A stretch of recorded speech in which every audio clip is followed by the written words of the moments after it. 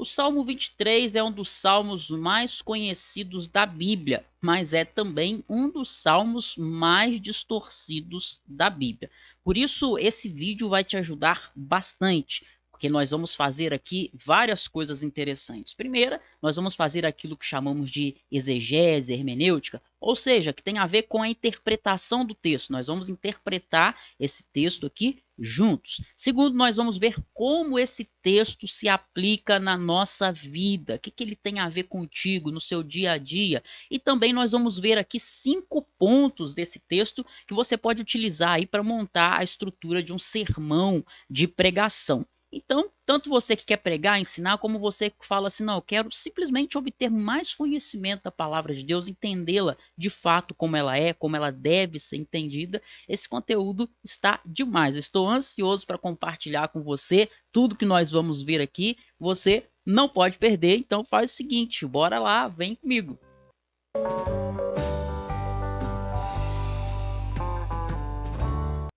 Olá, eu sou Elbert Souza e este é o canal Teologia Descomplicada, onde eu ajudo você a obter um conhecimento mais profundo da palavra de Deus. Diz para mim, é isso que você quer? Então faz o seguinte, se inscreve nesse canal, dá aí seu like, seu joinha também, porque assim o YouTube vai mostrar para você os próximos vídeos que eu vou colocar aqui para você. Se você não fizer isso, você não vai ver mais vídeos por aqui, certo? Vamos então para o nosso conteúdo de hoje.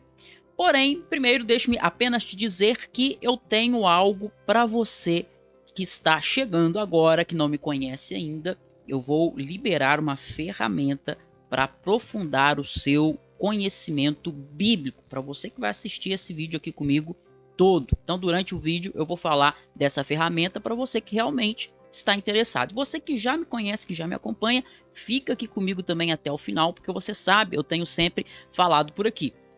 Se você não for capaz de sentar 20 minutos ininterruptos para aprender a palavra de Deus, não pense que você aprenderá, porque você não aprenderá. A gente precisa fazer o mínimo de esforço e você precisa ficar aqui e anotar os pontos para assimilar tudo direitinho. Certo? Bora lá então, vem comigo. Olha só. Esse salmo, o Salmo 23, quase todo mundo já ouviu. Infelizmente, a maioria das pessoas não conhecem o Salmo todo. Elas conhecem apenas um trecho do Salmo 23, não é? Qual que é, pessoal, o trecho mais conhecido do Salmo 23? Vamos lá? Deixa eu destacar aqui. Este aqui, ó. Você conhece, não conhece? O Senhor é meu pastor e nada me faltará. Todo mundo já ouviu ou leu, na maioria das vezes, pelo menos ouviu esse trecho. E aqui nós temos 2 problemas que eu vejo. Quais são esses 2 problemas? Primeiro, é muito conhecido um trecho isolado. E aí, você que me acompanha aqui, você sabe, eu sempre falo, isso já é até um jargão, né? Texto sem contexto é pretexto para heresia. As pessoas que criam heresias, normalmente elas tiram o texto do contexto. E tem muitos pensamentos equivocados que são tirados desse salmo por não considerar o contexto dele. Segunda coisa, as pessoas entendem, muitas das vezes entendem errado este salmo, tá? E isso é consequência exatamente de pegarem textos isolados. Então você que está aqui comigo, você vai entender o real significado do Salmo 23. Nós vamos procurar entender isso aqui. Primeiro, vamos começar então pelo contexto. Eu não falei para você que o contexto é importante, porque as pessoas leem versículos isolados, descontextualizados e criam pensamentos próprios, né? É delas, mas elas falam que é da Bíblia, não é. Elas falam, Deus fala isso na sua palavra e eu imagino Deus lá no céu falando assim, eu não estou falando nada, quem está falando é você. Como que nós vamos saber? Olha, uma pergunta interessante para te fazer. Olha aqui para mim. Já que várias pessoas têm visões diferentes sobre o mesmo texto, Às vezes várias religiões, o espírita interpreta de um jeito, a testemunha de Jeová interpreta de outro jeito, o católico de outro, não é? Aí você fala assim, poxa, como que eu vou saber que a minha visão está correta? Às vezes, no meio evangélico mesmo, você tem um pastor que interpreta de um jeito, outro de outro e outro ainda de outro. Aí você fala assim, como que eu vou saber qual pensamento que está correto? É simples, eu vou te ensinar. É o pensamento que é coerente com o contexto, com o todo. É aquele que é coerente com o conjunto do ensino bíblico. É aquele que não isola o texto, mas respeita o pensamento do autor. Então, nós precisamos entender o pensamento do salmista, no Salmo 23, para entendermos o que ele está falando, para entendermos cada versículo. Precisamos de entender o contexto. E é isso que eu vou trazer para você a partir de agora. Nós vamos ver aqui qual é o contexto do Salmo 23. Você conhece? Não? Então vem comigo. Olha aqui, ó. Primeira coisa, o início do Salmo é um tipo de metáfora. Professor, que negócio é esse? Eu não sei o que é metáfora. Calma, não precisa se preocupar. Não se apavore, eu te explicarei. Uma metáfora é uma linguagem figurada. É quando você pode estar falando até algo verdadeiro, porém, não de forma literal. Por exemplo, a gente fala pé da cadeira. Cadeira não tem pé. Quem tem pé é eu e você, né? A gente fala, o cachorro machucou o pezinho dele. Não tem pé, ele tem pata. E aquilo que a cadeira tem ali são hastes, são suportes, não tem um nome próprio que a gente conheça, então a gente chama de pé, né? Fala assim, seu caderno deu orelha. O caderno não tem orelha. É uma metáfora. Quer ver? Um exemplo que eu sempre utilizo no nosso curso de hermenêutica. Olha, alguém diz assim, olha a diferença de um pensamento literal e um pensamento figurado, embora os dois possam ser verdadeiros. Por exemplo, alguém chega em casa e fala assim, eu estou morrendo de fome, me dá alguma coisa para comer, que senão eu vou cair aqui duro no chão. Bom, a pessoa tem 3 horas que ela está sem comer, dificilmente ela vai morrer de fome. O ser humano consegue ficar muito tempo sem comer. Então isso é uma forma de falar, ok, eu estou com muita fome, mas eu não estou morrendo de verdade. Agora pense em uma outra situação. Alguém chega em casa, por exemplo, fala assim, eu estou passando mal, acho que eu estou tendo um infarto e eu vou morrer.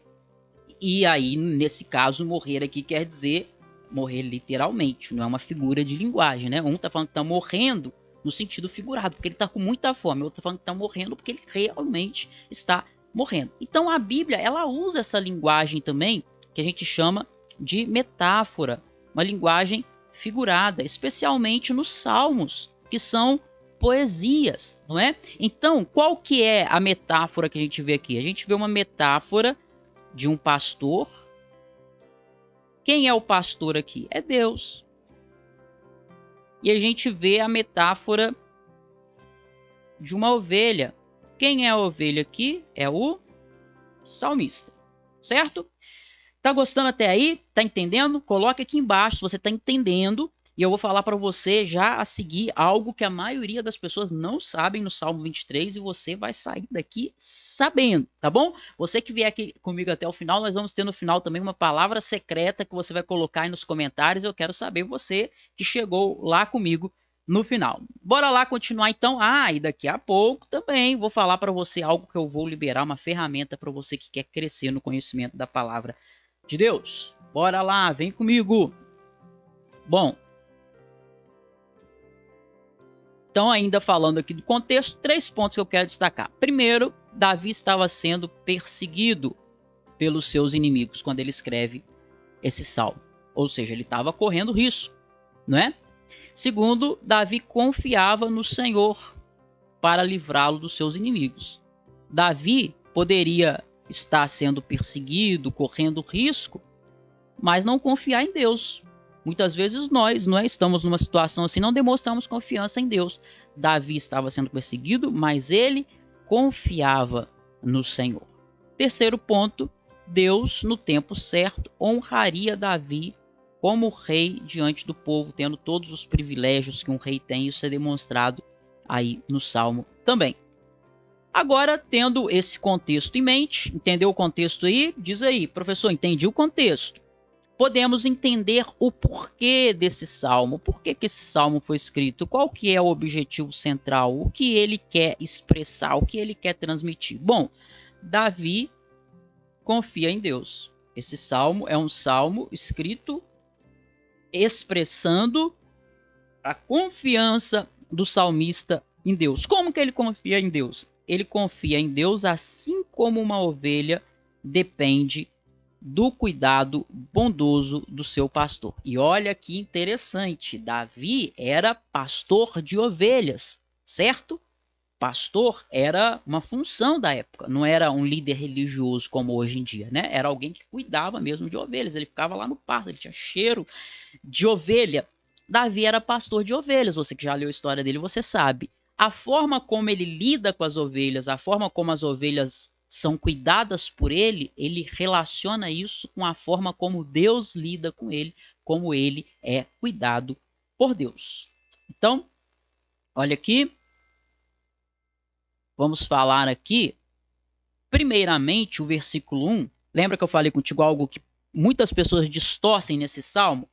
Que muita gente não entende isso que eu vou falar com você e você vai sair daqui com esse entendimento. E transmita para outras pessoas, compartilhe esse vídeo com outras pessoas, compartilhe esse conhecimento com outras pessoas. Olha só o que a maioria das pessoas confundem logo no verso 1 desse salmo.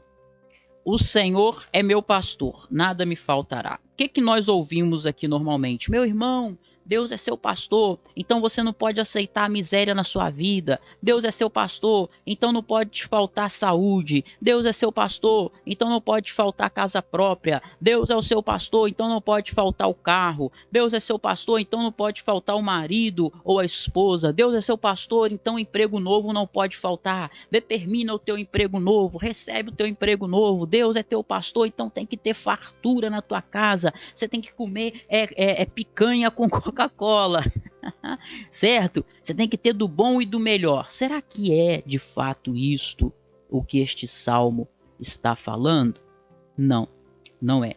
A NVI, a Nova Versão Internacional, ela traduz para nós de uma forma um pouco mais clara. Ela diz assim: o Senhor é meu pastor, de nada terei falta. Bom, os estudiosos da língua hebraica, eles vão dizer que o que o salmista está falando aqui, a construção dessa frase no hebraico, dá a entender o seguinte: o Senhor é o meu pastor, então não me falta nada, eu tenho tudo. Por quê? Se eu tenho o pastor, eu tenho tudo o que eu preciso. Tem muitas pessoas que buscam as bênçãos de Deus, mas Davi não está buscando primeiramente as bênçãos de Deus. Davi está buscando o Deus das bênçãos. É como se ele estivesse dizendo: o Senhor é meu pastor, então o que me falta? Não me falta nada. Ele me é suficiente. Se eu tenho o pastor, eu tenho tudo o que eu preciso.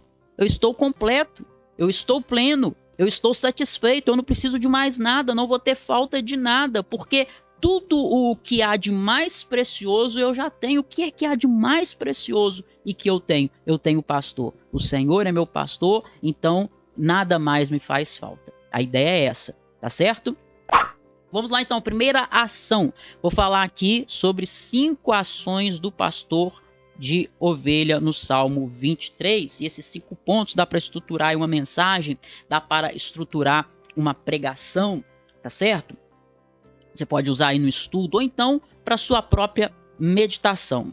Primeiramente, deixa eu falar para você aqui o que eu disse que ia te ajudar muito no seu estudo e que eu vou liberar acesso aqui para você. É o seguinte: normalmente quem tem acesso aí aos meus grupos no WhatsApp de conteúdo, de estudo bíblico e teológico são os meus alunos. Os alunos, a gente tem um grupo VIP, um grupo exclusivo de alunos. Mas eu vou liberar para você que veio comigo até agora. Nosso vídeo ainda não acabou, nós vamos ver esses 5 pontos ainda aqui brevemente, de modo bem objetivo, para você poder anotar e usar aí. Mas o que eu disse que eu tinha para você é o seguinte: eu vou liberar acesso a um grupo VIP, mesmo para você que não é meu aluno. Você vai poder acessar gratuitamente esse grupo VIP no WhatsApp e lá você vai poder assistir várias aulas de teologia gratuitas que eu coloco lá, numa linguagem simples que você vai conseguir entender. Isso vai ser uma ferramenta poderosíssima para aprofundar muito o seu conhecimento, tá bom? Gostou aí do presente que eu falei, que eu tinha para você,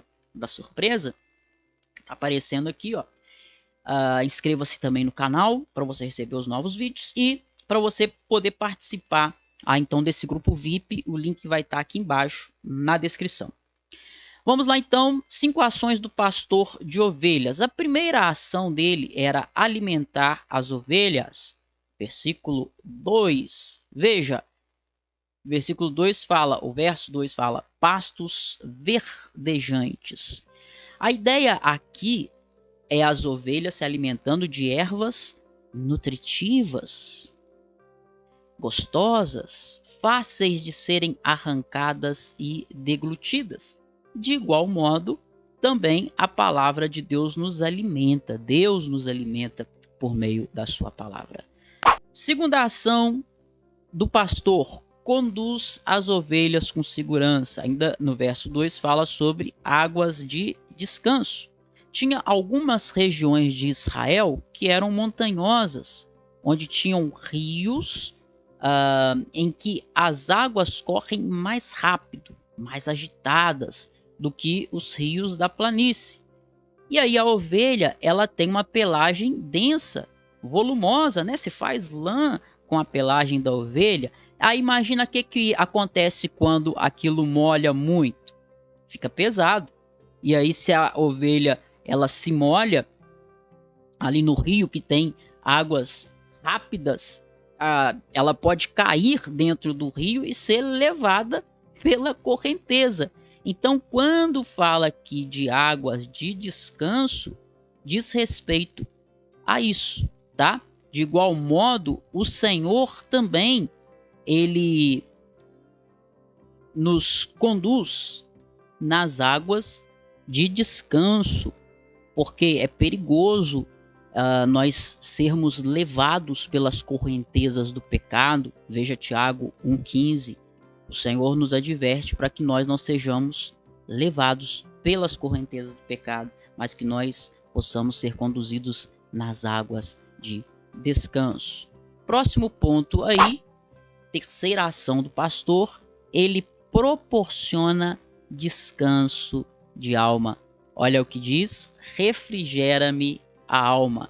O que é refrigério, pessoal? Refrigério é tranquilidade, conforto, alívio de alma. Não poucas vezes nossa alma se encontra aflita, atribulada pelas mazelas da vida, mas o Senhor nos traz o quê?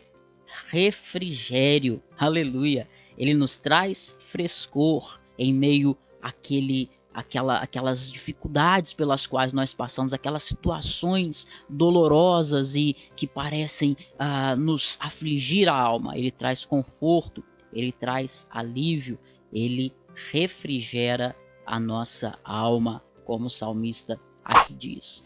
Quarta ação do pastor, guia no caminho certo. Verso 3, o que diz lá? Guia-me pelas veredas da justiça. Aqui vai diminuindo um pouco o foco na metáfora. Eu já expliquei para você aqui o que é metáfora, né? Então aqui diminui um pouco da metáfora e ele vai mostrando de um modo mais direto, menos metafórico, de modo mais direto as ações de Deus conosco. Guia-me pelas veredas da justiça.